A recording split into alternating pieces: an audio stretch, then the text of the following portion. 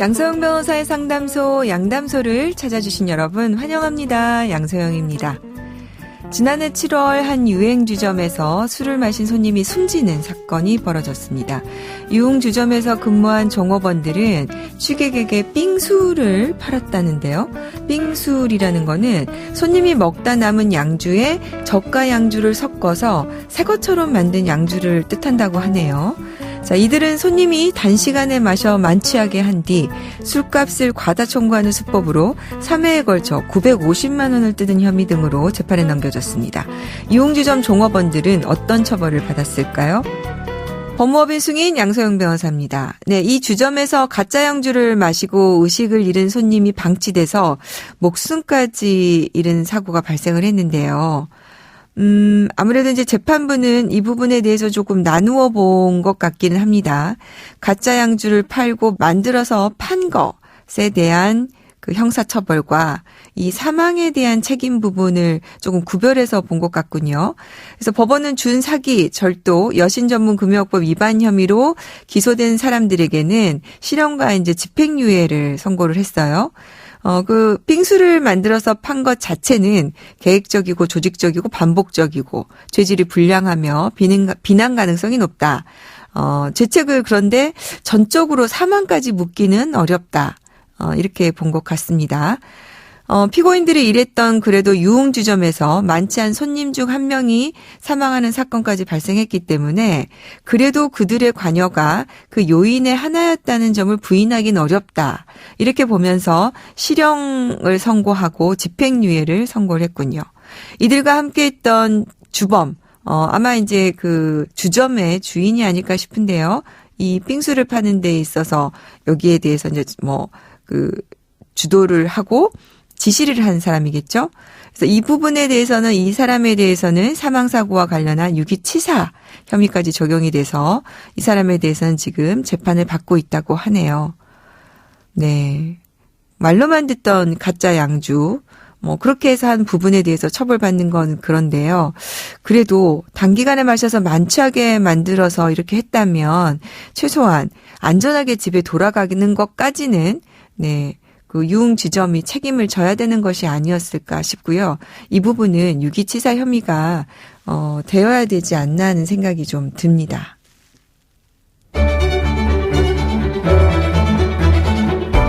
세상의 모든 고민을 풀어드립니다. 양소영 변호사의 상담소. 화나고 답답하고 억울한 당신의 법률 고민 함께 풀어볼게요. 오늘은 서울사회복지 공익법센터 김도희 변호사님 함께하겠습니다. 변호사님 안녕하세요. 안녕하세요. 김도희입니다. 네. 근데 김도희 변호사님은 제가 변협에서 공보이사 할 때 한번 뵌 것 같아요. 그때 네, 우수 변호사상 혹시 받지 않으셨나요? 네. 상을 주셔가지고 감사하게 맞죠? 네. 받았습니다. 그때 어떤 걸로 받으셨어요? 왜 이렇게 쑥스러워하세요? 자기 자랑도 할 줄 알아야지. 제가 일을 하면서 활동하면서 이제 정신장애나 홈리스 영역에서 주로 활동을 하는데요. 네. 거기서 했던 소송이나 입법이나 아니면은 쪽방촌 법률 상담 이런 것들을 하고 있어서 네, 주신 것 같습니다. 아유, 그렇게 자랑스러운 얘기를 왜 이렇게 작게 얘기하세요? 사실 지금 변협에서 주는 상은 굉장히 저희가 엄선해서 훌륭한 일을 하신 분들에게 주고 있거든요. 네. 대한변협에서 우수 변호사 상을 받으신 우리 김도희 변호사님. 자, 오늘은 동물권에 대한 얘기를 좀 해보려고 해요. 저도 사실 굉장히 관심이 많고, 여기 이 분야에 이제 공익활동하는 변호사님도 많이 알고 있는데, 네. 우리 김도희 변호사님도 활동을 많이 하신다면서요? 네. 몇 년 전부터 이제 저도 고양이들이랑 함께 살게 되면서 네, 동물권에 대해서 관심을 가지게 됐습니다. 그래서 처음에는 그냥 책 읽고 토론하고 이런 공부하는 모임으로 접근을 했는데 하다 보니까 변호사로서 좀 할 수 있는 일들이 있겠다. 맞아요. 하고 싶다. 이런 생각이 많이 들더라고요. 그래서 지금은 같은 좀 뜻을 같이 하는 변호사님들이랑 동물의 권리를 옹호하는 변호사들이라는 그런 모임과 그리고 이제 뭐 여러 동물권 단체들과 함께 동물권 관련한 소송이나 입법 활동들을 하고 있습니다. 네, 저도 응원할게요. 네, 감사합니다. 자, 오늘 또 사연 준비됐습니다. 만나보고 얘기 나눠볼게요.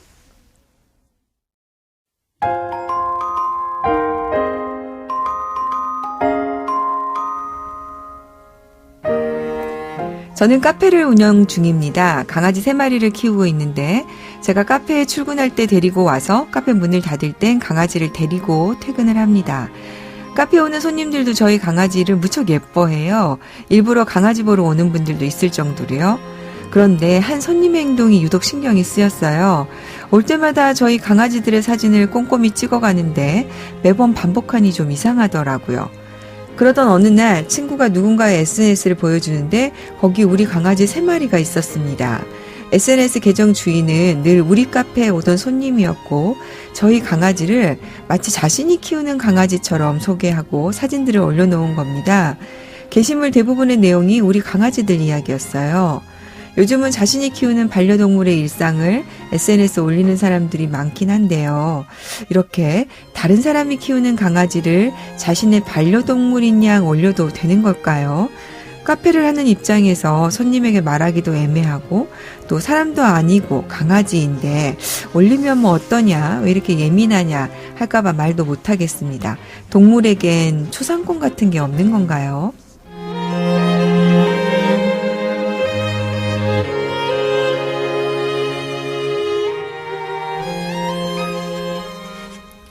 아, 네. 이런 고민 있을 수 있겠네요.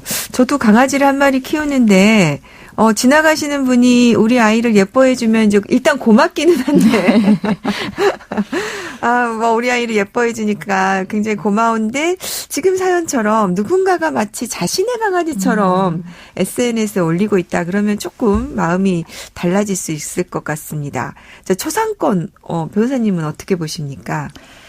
초상권이란 게 뭐 얼굴 아니면은 뭐 다른 부위라도 누구라고 딱 식별할 수 있는 어떤 신체적인 특징에 대해서 뭐 촬영을 하거나 아니면 그걸 공표하거나 그래서 좀 영리적으로 이용당하지 않을 권리라고 정의할 수 있을 것 같은데요. 네.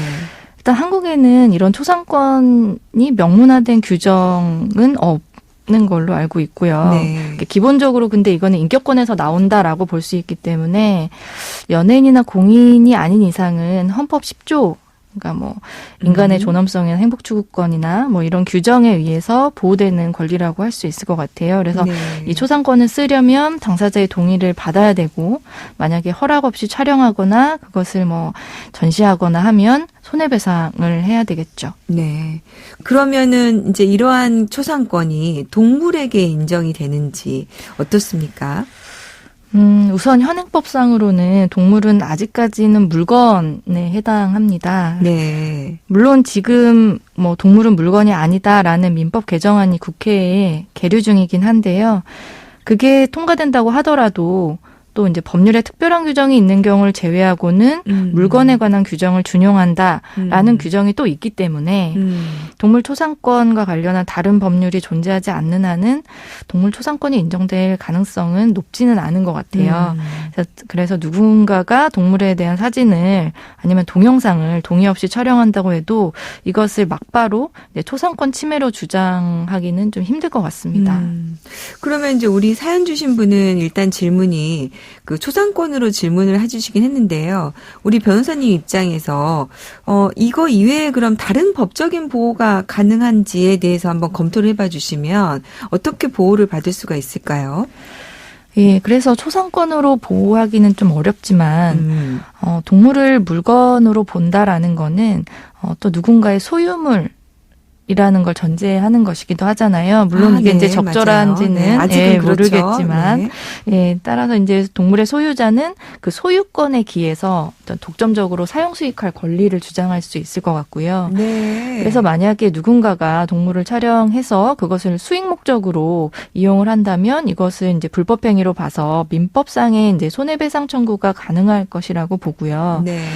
사연에서 이제 몰래 강아지 사진을 SNS에 올렸는데 요즘은 그 SNS랑 또 수익이랑 연결되는 그 구조가 많잖아요. 그래서 그렇죠. 이것을 위법 행위로 볼 여지도 있을 거라고 생각이 됩니다. 변호사님 말씀 들어보니까 그 부분은 정말 문제가 되겠습니다. 내 소유권이 있는 물건에 대해서 동의하지 않은 상태에서 어쩌면 이용했다, 사용, 수익했다 볼 수 있으니까요. 네. 그러면은 결국에는 손님한테도 이제 고의로 일부러 했는지 아니면 정말 이런 침해가 있는지 모르고 한 것인지 모르니까 일단 손님한테 얘기를 해보는 게 좋겠습니다. 예, 물론 조치를 좀 취하시는 게 좋을 것 같아요. 설령 이게 영리 목적으로 올린 게 아니고, 이제 단순한 이제 본인의 뭐 취미라든지 뭐 이런 걸로 올렸다고 하더라도 이제 내려달라고 하는 게 좋겠다라고 생각하는 게 실은 이렇게 동물들이 각종 어디 흥미 위주의 컨텐츠나 캐릭터 로 이제 무분별하게 소비되는 행태에 대해서 동물권 진영에서는 우려하는 목소리가 꽤 크거든요. 네. 특히 이제 미디어에서 동물을 좀 상품화하고 대상화하는 이런 행위를 두고 동물을 살아있는 존재로서 뭐 권리를 신장시키는 데는 도움이 되지 않을 거다라고 보는 시선이 많고요. 네. 뭐 쉽게 이제 생각하시면 여성을 성적으로 상품화하고 대상화하는 걸 우리가 어떻게 바라봐야 하는지와 이제 대비해서 생각해 보시면 좋을 것 같습니다. 네, 오늘 상담이 많이 도움이 되셨을 것 같아요. 아마 그렇게 사진 올리는 사람이 처음부터 고의였는지 아니었는지 저희가 일단은 판단할 수는 없습니다만, 이 내용이 전달되면 그 이후에는 이런 일이 안 벌어졌으면 좋겠네요.